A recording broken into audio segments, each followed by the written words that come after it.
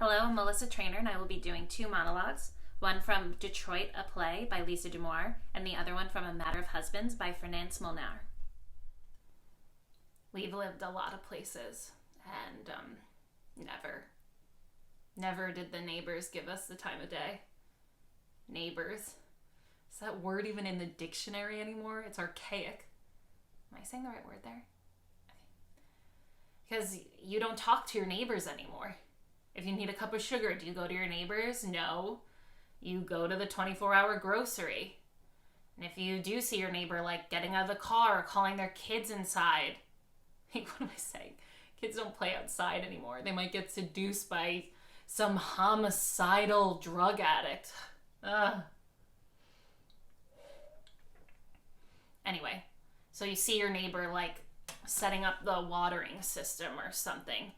You might just give them a wave or look at the ground because you don't want to bother them, or maybe you had a bad day, or maybe you had pink eye and you don't want them to get too close to you. It's always an excuse. And then you get behind closed doors, it's all quiet, and you make a pact to yourself that you're going to talk to them next time. Then things get so fucked up. I'm sorry. I apologize. I didn't mean to say that. Because there's just no real communication anymore. Real communication about real things. My dear, you mustn't apologize. You couldn't know, of course. It seems so plausible. You fancy your husband in an atmosphere of perpetual temptation, in a backstage world filled with beautiful sirens without scruples or morals. One actress you suppose is far more dangerous than 100 ordinary women. You fear us, and you hate us. None understand that better than your husband, who evidently is a very cunning lawyer. He plays on your fear and your jealousy to regain some love you deny him. He writes a letter and leaves it behind him on the desk. Trust no lawyer to do that unintentionally.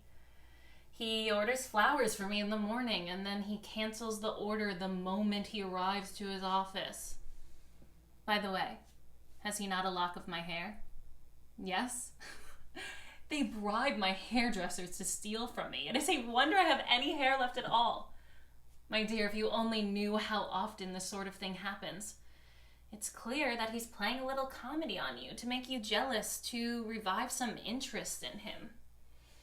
It happens to every actress who is moderately pretty and successful. It's one of the oldest expedients in the world, and we actresses are such conspicuous targets for it. There is scarcely a man connected in the theater who has not tried this in one way or another. Playwrights, authors, composers, scenic designers, lawyers, even the stage managers themselves.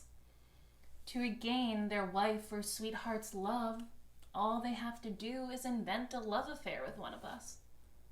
And the wives are so ready to believe it. And we usually don't know a thing about it. But when it is brought to our attention, we don't mind so much, because at least we have the consolation of knowing that we make many a marriage happy that might otherwise have ended in divorce court.